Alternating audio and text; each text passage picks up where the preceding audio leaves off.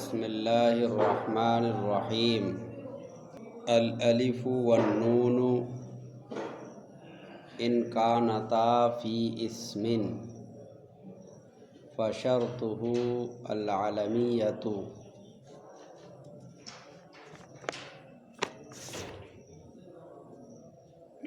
الف اور نون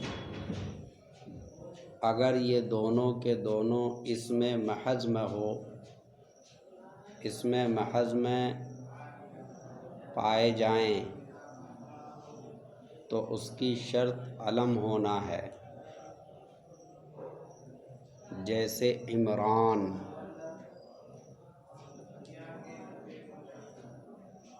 یہاں سے مصنف علیہ الرحمہ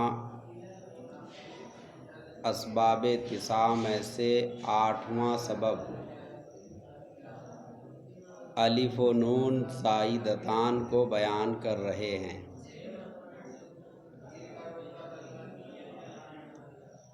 اعتراض ہوتا ہے کہ مصنف نے کہا الالف، بیچ میں واو عاطفہ ہے، اس کے بعد ہے النون۔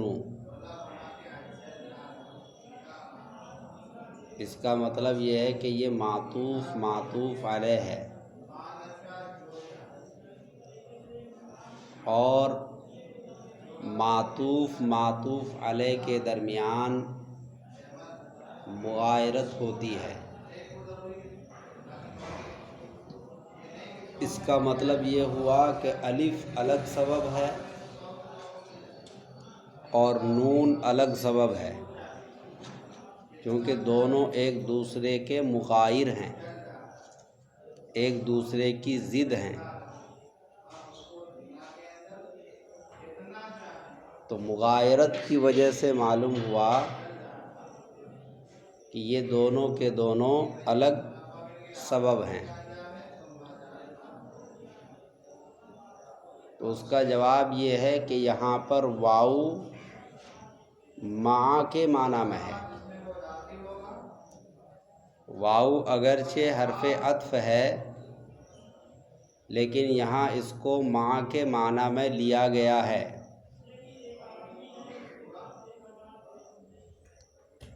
تو اس کا مطلب ہوا کہ الف نون کے ساتھ مل کر ایک سبب ہے۔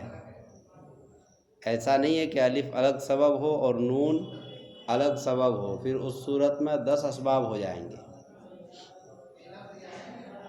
تو پتہ چلا کہ الف نون کے ساتھ مل کر ایک سبب ہے۔ الف و نون زائدتان کا دوسرا نام مزیدتان بھی ہے۔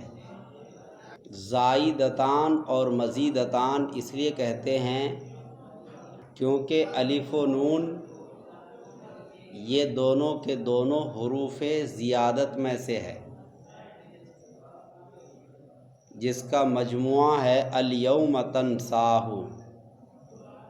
حروف زیادت کا مجموعہ الیوم تنساہ۔ الیوم 5 اور تنساہ 5، 10 حروف ہو گئے۔ حروف زیادت 10 ہیں، انہی میں سے الف اور نون بھی ہے، اسی لیے ان کا نام زائدتان اور مزیدتان ہے۔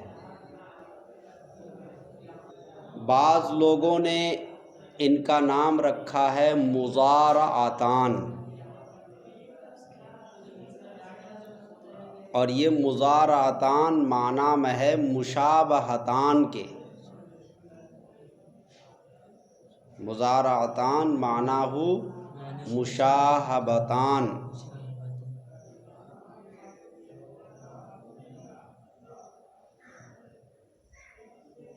یہ نام اس لیے رکھا گیا کیونکہ الف و نون زائدتان کو مشابہت ہے الف مقصورہ اور الف ممدودہ سے۔ مشابہت کس چیز میں ہے؟ تائے تانیث کے داخل نہ ہونے میں، یعنی جس طرح سے الف مقصورہ جیسے حبلہ، الف ممدودہ جیسے حمراء، ان دونوں میں تائے تانیث داخل نہیں ہوتی ہے،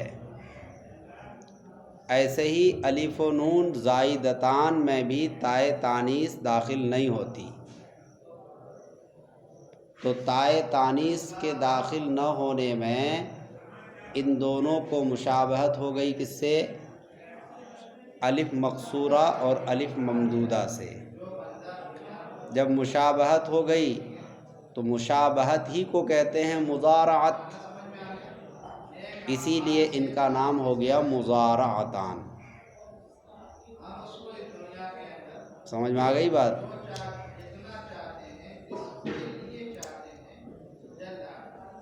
اس کے بعد فرماتے ہیں ان کانتا فی اسم،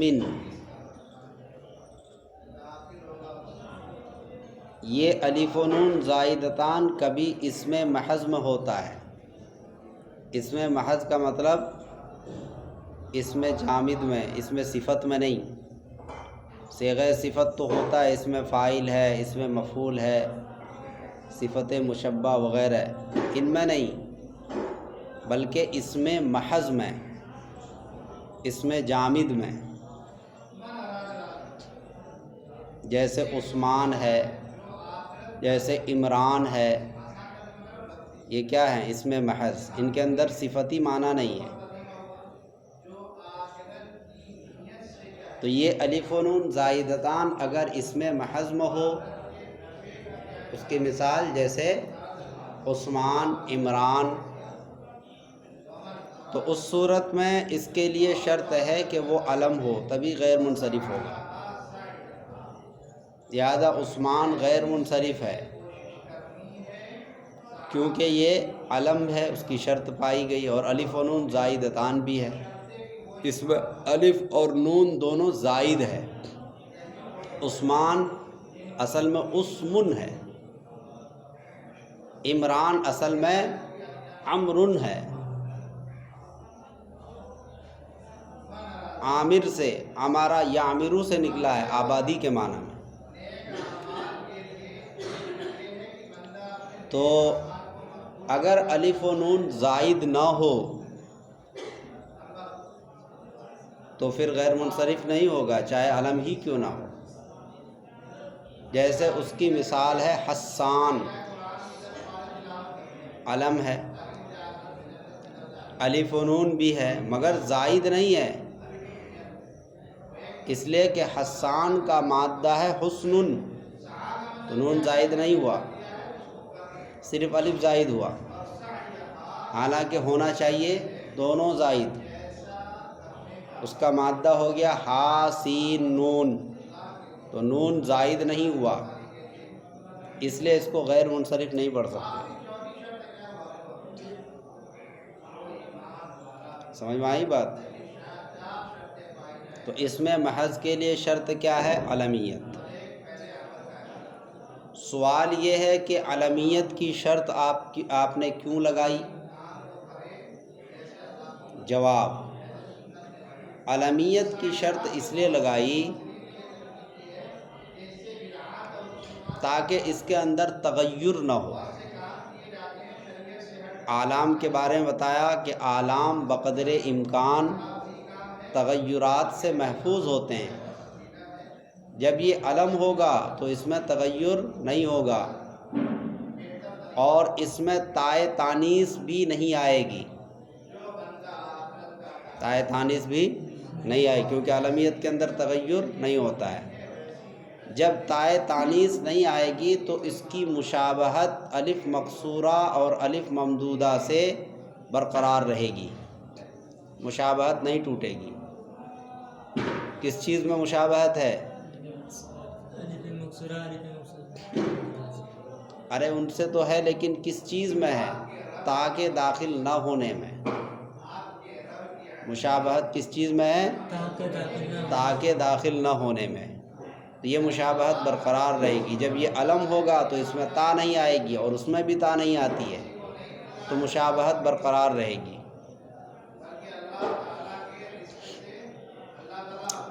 اس کے بعد آگے کہا او صفتن، اس کا عطف اسمن پر ہے۔ ان کانتا فی اسمن، اسم کو ہٹا دو، اس کی جگہ صفت رکھ دو۔ ان کانتا فی صفتن، اگر الف و نون زائدتان صفت میں ہو، صیغہ صفت میں، اس میں محض نہ ہو وہ، تو اس کی شرط انہوں نے لگائی ہے فَإِنْتِفَاءُ فَعْلَانَةٍ، تو فعلانہ کا منتفی ہونا ہے۔ فعلانہ کا مطلب فعلانتن کے وزن پر اس کا مؤنث نہ آتا ہو۔ اگر وہ اس میں صفت ہے تو اس کا مؤنث فعلانتن کے وزن پر نہ آتا ہو۔ یہ بعض لوگ کہتے ہیں، سب لوگ نہیں، بعض لوگوں کا قول دوسرا آگے، اس کا مؤنث فعلانتن کے وزن پر نہ آتا ہو۔ اس لیے یہ شرط کیوں لگائی ہے؟ یہ شرط اس لیے لگائی ہے کہ جب فعلانتن کے وزن پر اس کا مؤنث نہیں آئے گا تو اس کی مشابہت الف مقصورہ اور الف ممدودہ کے ساتھ برقرار رہے گی، کیونکہ فعلانتن میں تا ہے، لہذا اس میں بھی تا نہیں ہے، اس میں بھی تا نہیں ہے، تو مشابہت برقرار رہے گی۔ یہ فعلانتن کے نہ ہونے کی شرط اسی لیے لگائی تاکہ اس میں تا داخل نہ ہو اور ان کی مشابہت برقرار رہے۔ سمجھ میں آئی بات؟ لہذا عریان غیر منصرف نہیں ہوگا، اس کی مثال ہے عریان۔ عریان حالانکہ الف و نون زائد ہے، اس میں اریون مادہ ہے، الف و نون کیا ہے؟ زائد ہے کسی کا، اور یہ صیغہ صفت ہے، لیکن اس کے باوجود یہ غیر منصرف نہیں ہے، اس لیے کہ اس کا مؤنث اریانتن آتا ہے۔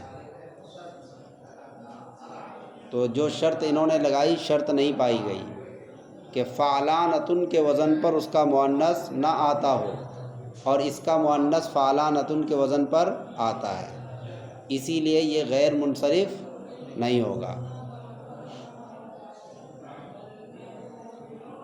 اس کے بعد دوسرے لوگ کہتے ہیں، اس میں صفت میں دو جماعت ہے، ایک جماعت کا قول کہ بھئی اس کا مؤنث فعلانتن کے وزن پر نہ ہو، دوسری جماعت کا کہنا ہے کہ اس کا مؤنث فعلا کے وزن پر آتا ہو۔ قیل وجود فعلا، اور کہا گیا ہے کہ فعلا کا پایا جانا ہے، فعلا کا پایا جانا ہے، تو اس کا مطلب ہوا کہ اس کا مؤنث فعلا کے وزن پر آتا ہو۔ تو بعض لوگوں نے وجودی شرط لگائی، بعض لوگوں نے عدمی شرط لگائی۔ جنہوں نے فعلانتن کی شرط لگائی وہ عدمی ہے، اور جنہوں نے فعلا کی شرط لگائی وہ وجودی ہے۔ لہذا اس کی مثال ہے سکران۔ سکران غیر منصرف ہے، اور اس کی شرط ہے کہ فعلا کے وزن پر مؤنث ہو، تو اس کا مؤنث فعلا کے وزن پر بروزن سکرا آتا ہے۔ کس وزن پر آتا ہے؟ ہاں، لہذا شرط پائی گئی تو کلمہ غیر منصرف ہو گیا۔ وَمِن ثَمَّ اُخْتُلِفَ فِي رَحْمَانَ، اسی وجہ سے اختلاف کیا گیا ہے لفظ رحمان میں۔ لفظ رحمان میں دونوں کا اختلاف ہوا۔ جو حضرات فعلانہ کے نہ ہونے کی شرط لگاتے ہیں، ان کے یہاں بھی اختلاف ہوا، اور جو حضرات فعلا کے پائے جانے کی شرط لگاتے ہیں تو وہ اس کے دوسرے مخالف ہو گئے، دونوں میں فرق ہوا۔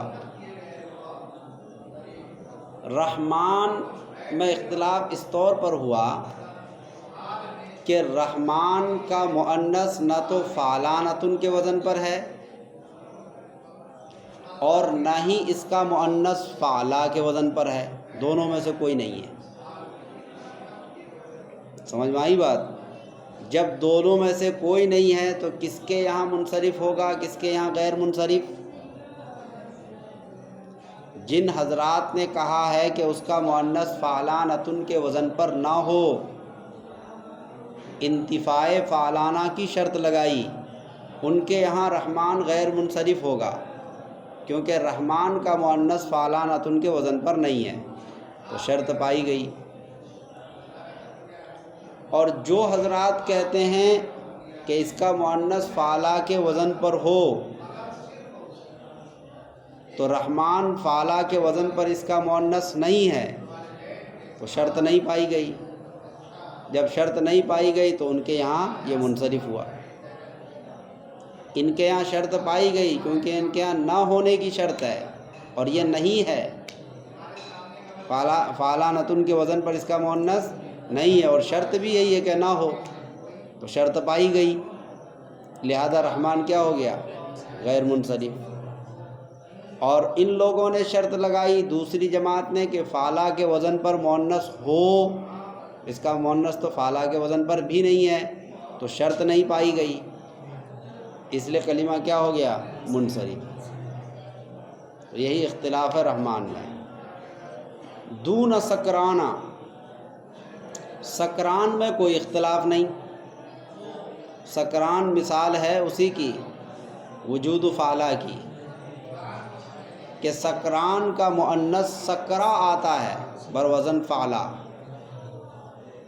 اب جب اس کا مؤنث آتا ہے تو شرط پائی گئی، اس لیے کلمہ کیا ہو گیا؟ غیر منصرف۔ وندمان، اور ندمانہ دونوں پڑھ سکتے ہیں۔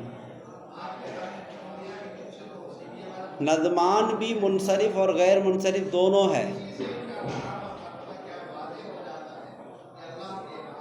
حالانکہ مصنف نے اس کے بارے میں نہیں بتایا کہ اس میں اختلاف ہے، حالانکہ اختلاف ندمان میں بھی ہے۔ ندمان کو اگر آپ نادم سے مشتق مانیں تو اس وقت اس کا مؤنث ندمہ آتا ہے، لہذا غیر منصرف ہوگا، وجود و فعلا والی شرط پائی گئی۔ اور جب اس کو آپ ندیم سے مشتق مانیں تو اس کا مؤنث فعلانۃ کے وزن پر نہیں ہونا چاہیے۔ سمجھ میں آئی بات؟ تو چونکہ اس کا مؤنث جو ہے اس وزن پر نہیں ہے، اسی لیے یہ منصرف ہے۔ ندیم کو نادم سے بھی مشتق مان سکتے ہیں، ندمان کو، اور ندیم سے بھی مشتق مان سکتے ہیں۔ تو ندیم سے جب مشتق مانیں گے تو اس کا مؤنث ندمانۃ نہیں آنا چاہیے، حالانکہ آتا ہے۔ ندیم کا مؤنث کیا آتا ہے؟ ندمانۃ، تو خلاف شرط ہو گیا، اس لیے منصرف ہوگا۔ سمجھ میں آئی بات؟ تو جب لوگ کہتے ہیں کہ اس کا مؤنث ندمہ آتا ہے تو دونوں کے یہاں غیر منصرف ہو گیا، کیونکہ جب اس کا مؤنث ندمہ آ گیا تو اب اس کا مؤنث ندمانۃ بھی نہیں آئے گا، تو ان کی بات بھی یہاں پائی گئی۔ کون؟ جو فعلانۃ کی شرط لگاتے ہیں نہ ہونے کی۔ جب مؤنث ندمہ کے وزن پر آ گیا تو اب اس کا مؤنث ندمانۃ نہیں آئے گا، تو دونوں کی شرط پائی گئی، لہذا دونوں کے یہاں کیا ہو گیا؟ غیر منصرف۔ اور جب اس کو ندیم سے مشتق مانے تو اس کا مؤنث ندمانۃ آتا ہے، تو دونوں کے یہاں منصرف ہو جائے گا۔ دونوں کون کون؟ جنہوں نے فعلا کی شرط لگائی اور جنہوں نے فعلانتن کے نہ ہونے کی شرط لگائی. تو جب اس کا ندیم سے مشتق مانیں گے اس کو تو اس کا مؤنث ندمانتن آتا ہے. تو پہلی جماعت کے یہاں شرط نہیں پائی گئی، کلمہ منصرف ہو گیا. دوسری جماعت کے یہاں بھی شرط نہیں پائی گئی، کیونکہ جب مؤنث فعلانتن کے وزن پر آ گیا تو اب اس کا مؤنث فعلا کے وزن پر نہیں ہوگا، تو ان کی شرط بھی پائی گئی، لہذا دونوں کے یہاں منصرف ہو گیا. سمجھ میں آئی بات؟ دونوں کے یہاں کیا ہو گیا؟ منصرف. تو ندیم کی صورت میں دونوں کے یہاں منصرف، اور نادم سے ماخوذ ماننے کی صورت میں دونوں کے یہاں غیر منصرف. بس.